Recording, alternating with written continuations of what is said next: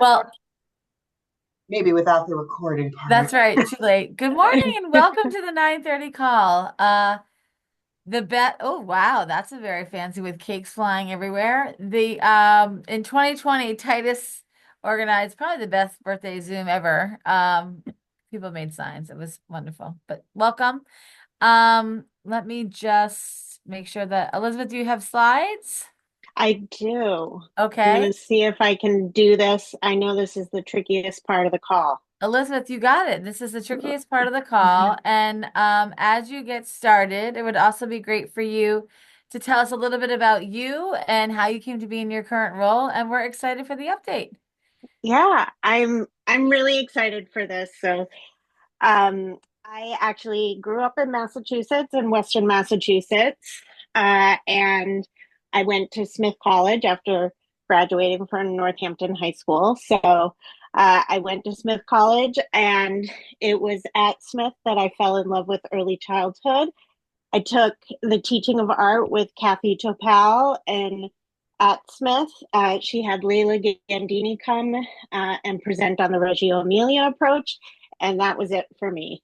Um, and so I fell in love with early childhood. I then went from there to a variety of other educational experiences and then went out to Boulder, Colorado, and got my master's degree in educational psych at the University of California. Colorado, Denver. I'm at the University of California now. Sorry. But I got my master's degree in educational psych there and worked at Boulder Journey School as an infant toddler teacher for 5 years, as well as supporting Ellen Hall and George Foreman, who was at UMass, to start up Videotives Inc. And when I was there, I said, gosh, this is such an amazing opportunity. It really should be something that should be available for everybody. And we need to support teachers to do this work more because I'm working an 80-hour week to get the work done that I need to do, and I'm only getting paid for 40. I went back to school and came back to Massachusetts, got my degree in applied child development at Tufts, and continued to do educational research from there and landed at um, both Tufts with the Center for Promise, and then the Center for Promise moved to Boston University. And then after that, as things were rolling down for the Center for Promise at BU, I moved to CSCCE. And I think, Amy, you came and presented at BU during that time. It was during the North Star talks, and you were invited to speak. Oh, I was To that was a panel, and I will never forget because somebody on that panel said that the babies being born today are going to live to be 100. And then I said, and shouldn't we make sure they have high quality early education? It was the best intro I ever could have made. I could have had. Oh, that's great. What so an incredible kind of story of how you came to this work. Yeah, and it was fun having my name on the 9:30 call because I got all sorts of folks from all corners of my life. People that went to high school with my siblings wrote to me saying, "I saw you were going to be on the 9:30 call." So it's kind of been this wonderful thing. So anyway, Well, this is a historic week on the 9:30 call. Yesterday, we had our first live stream watch party from an event at the Boston Foundation. So I'm so glad. I'm so glad that you're here. yeah, thank you. All right, so I'll get started.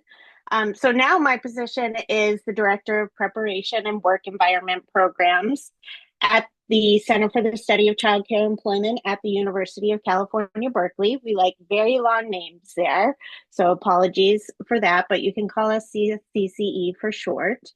And I'm going to hope that I can get this to work. Yay! Okay. Um, the Center for the Study of Childcare Employment has been the nation's only research and policy center dedicated to the ECE workforce for the past 25 years. It was founded by Marcy Whitebook way back 25 years ago. Our vision is an effective public early care and education system that secures racial, gender, and economic justice for women whose labor is the linchpin of stable quality services. In addition to our research, we develop policy solutions, create spaces for teaching, learning, and educator activism. So today's we're on the call today to talk about the new workforce index. And we'll share with you what we've learned in the 2024 Early Childhood Workforce Index. And I don't know if we'll have time for discussion since this is only a half-hour call, but if we do, we'll talk at the end. So, who knows about the workforce index? So this is just can I get it to work? There we go. So if you've never heard of the workforce index before, put an N in the chat. And if you've used or read the workforce index or even heard about it, put a Y in the chat. And then you can also put in there anything that you hope to learn today. I don't know if I'll be able to do those things, but I will collect the chat from Amy afterwards, as you well know, and hopefully be able to address some of those things. And I can't see the chat, which is a terrible thing. I know. So I can there's a lot of ends, which is great. So Oh, and some Y's, so that's great. great. Super. Okay. So, what is the index? So, it's a state of the states report entirely focused on the early care and education workforce. It's national and state data on early childhood educators, their working conditions, and the policies that affect them. We released the first edition in 2016, another in 2018, and another in 2020. And now our latest is the 2024, hot off the press in October. So it includes a full report as well as an interactive state explorer and individual state profiles. Okay. So for those of you that are, I'm gonna put the link in the chat so everybody has that as well. okay, great. And so for those of you that are familiar with the index, you might be wondering what's new in this index. So we have a national data snapshot of the early childhood workforce, including self-employed educators and family child care providers. A really nice addition that we have is this report on how states used federal relief funding. And we have pay and poverty rates for early childhood educators versus K through 8 in every state, which is a nice new comparison that we've done. In the past, we've compared it to all occupations, but now we're just comparing educational fields. And we also have recommendations on what states can be doing to support the workforce. So before we get any further, of course, what we have to do is define our terms here.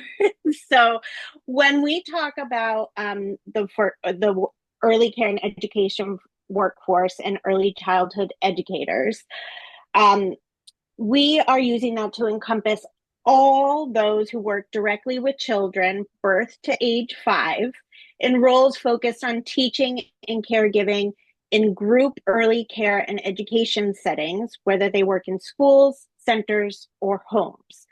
Our workforce estimate in the index includes childcare teachers in home and center-based settings, preschool teachers, whether they're in a pre-K classroom, Head Start, or childcare center, teaching assistants,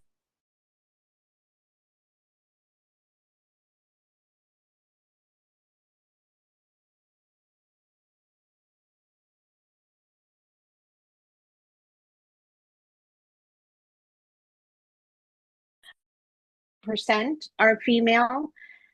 And women of color make up approximately 40% of center-based teaching staff, 49% of the home-based providers, the listed home-based providers, and 56% of the unlisted home-based providers. Okay.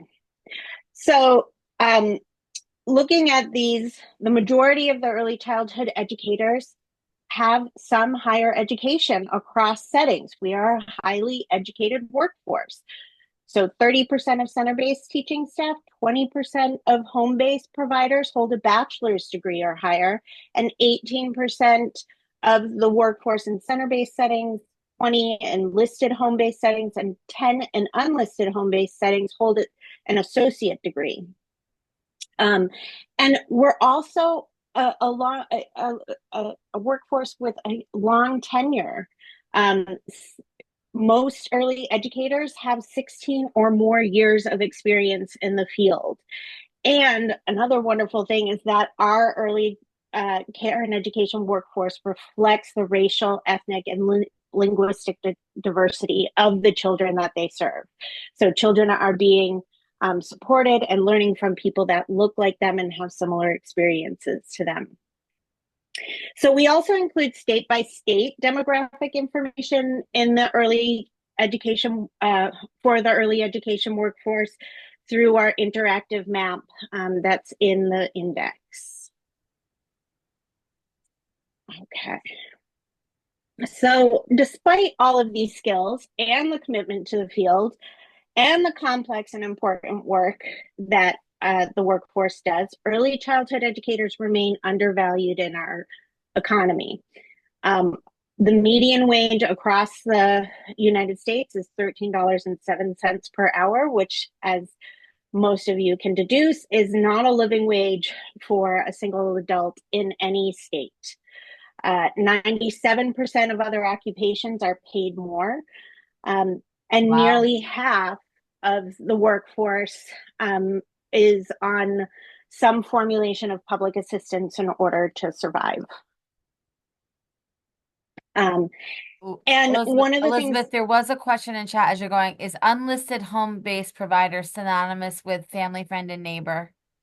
no, well, It it's could. unlisted in that it's not registered, so it's not licensed. Thank you. So it could be family, friend, and neighbor, but you know, could be other formulations of things too. Thanks. So, and that actually brings up a good point about the data that we used for the workforce index. A lot of times when you look at the workforce data, they use the Bureau of Labor Statistics data for that.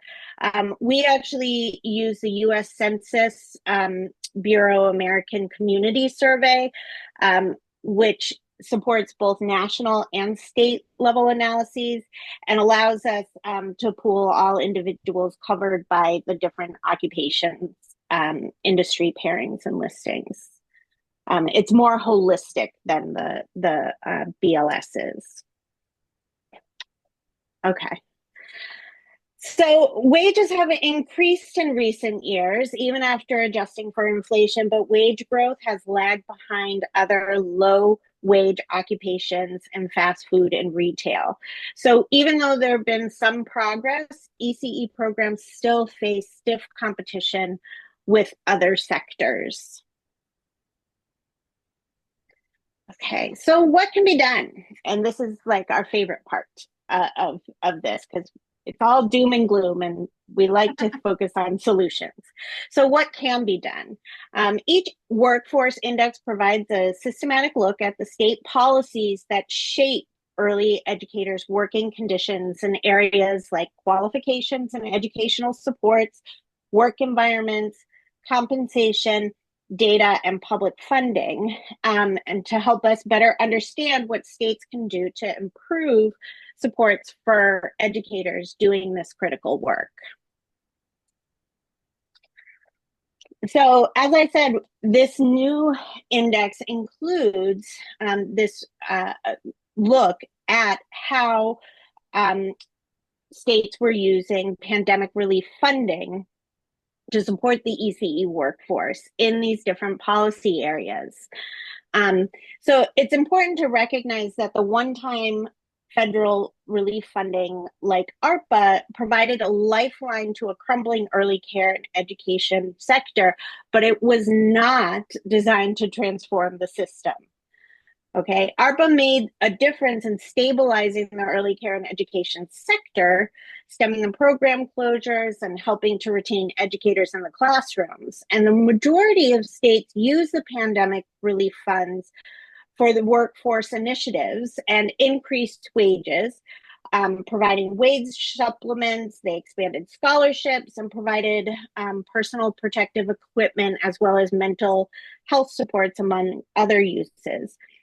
Um, Crucially, ARPA fund allowed for innovations and proof points to be established.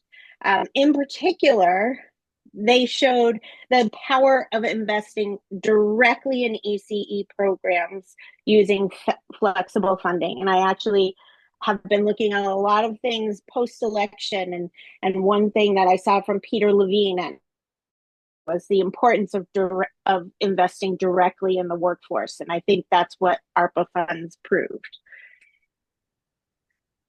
Okay, so state action continues even without federal dollars. We know this in Massachusetts. We have our C3 grants. New Mexico and DC are well known for their efforts as well. And then there's Minnesota and Illinois. They're also investing state dollars to continue their grants and ECE programs. So this is a quote from a Minnesota administrator who responded to our index survey about how they use pandemic relief funds for the workforce and how that spurred the creation of new state-funded grant initiative to continue their work to increase pay for early educators.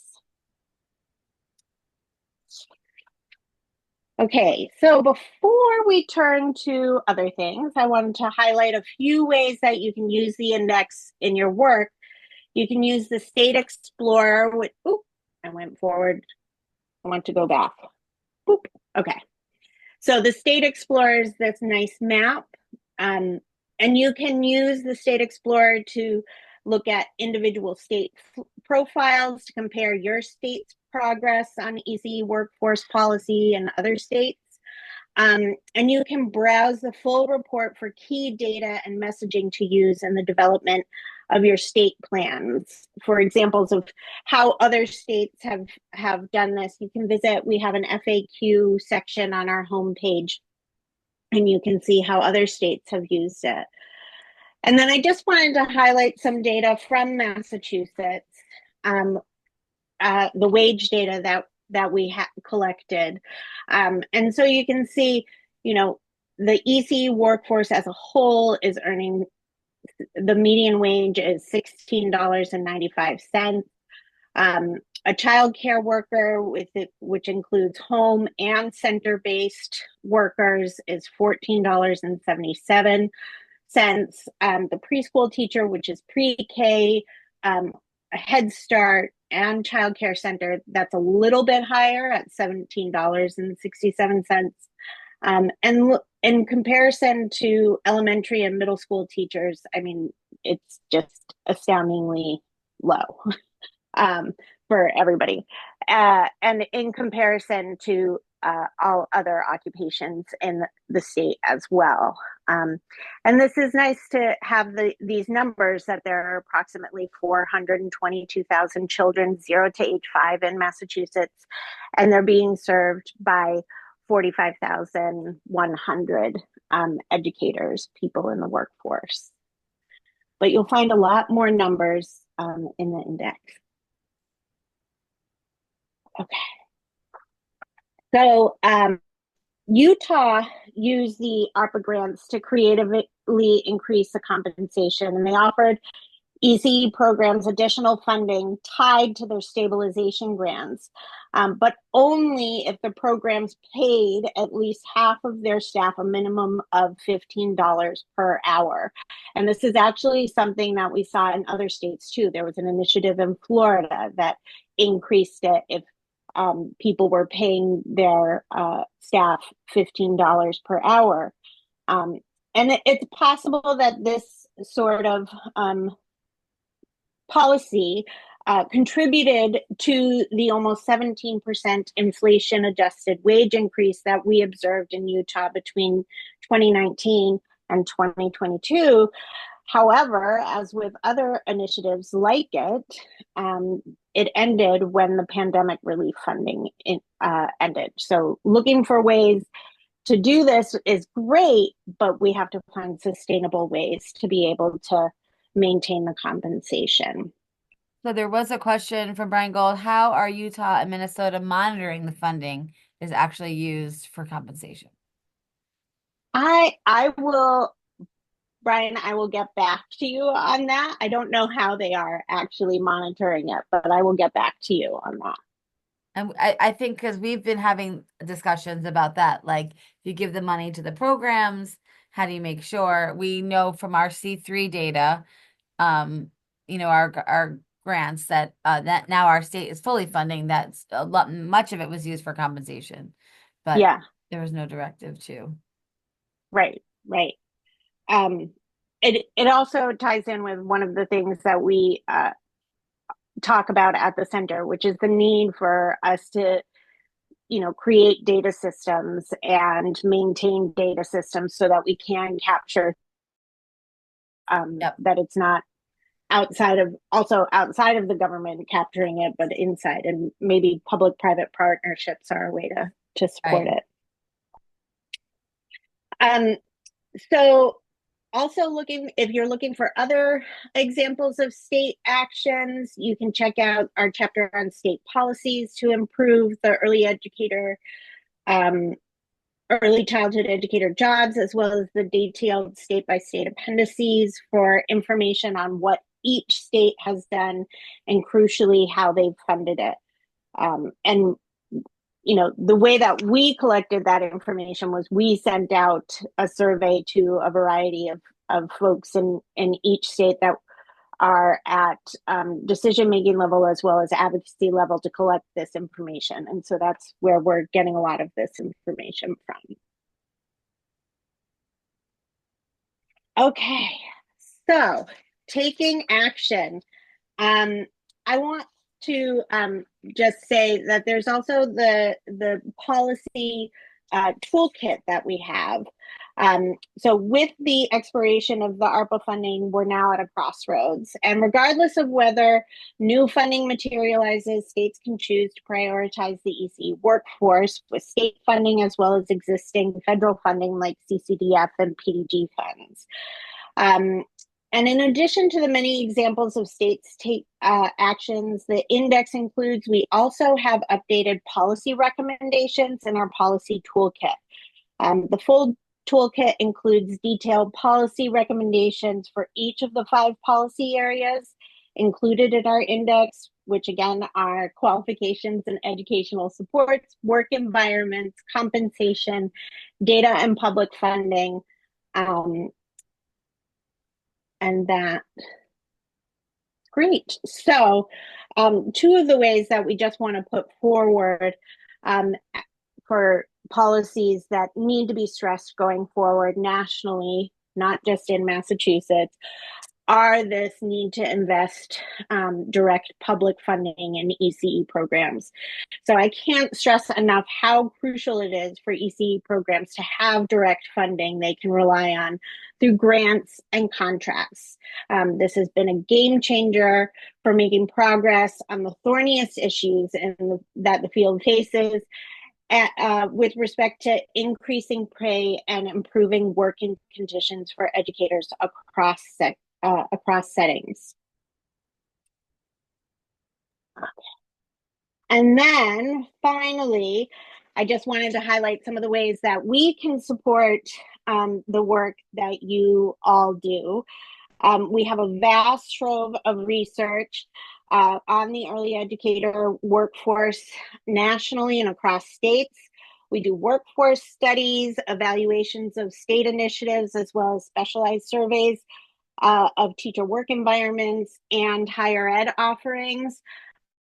It's a shameless plug for myself because I head up the sequel work as well as the higher education inventory, but we also do a lot of other evaluations. Currently, we're doing evaluations of EC apprenticeship programs across the state. We're doing evaluations of wage initiatives that are going on as well. So reach out if you need any support on those. And we provide individualized consultation and technical assistance. And those you can direct to my colleague, Caitlin McLean. She is wonderful, but she is on the West Coast, so she is not awake Right. yet. That is why I am here today. We appreciate the East Coast representation on the 9:30 call. Although Carlise King is going to be on the call twice at 6:30 in the morning in California in December. And the other piece is the center was part of the Early Childhood Agenda Work Group number 2 as a valued partner. Annie Dade was, came to our planning committees, came to our work group committees. And it really was exciting to work kind of in that way with the center, which we know was Yeah, such a gift for Massachusetts because Annie could offer her insights and resource as we were having the discussions. And I know that legislators in Massachusetts have also used the index. We've seen it showed up on slides, and all of those pieces. And so Elizabeth, of course, it's 10 o'clock, but I will send you the chat. There was some one thought about breaking out Western, Central, Eastern Massachusetts on the map. And I know in our department, I put in the chat that our department now has data dashboards for certain yeah, indicators.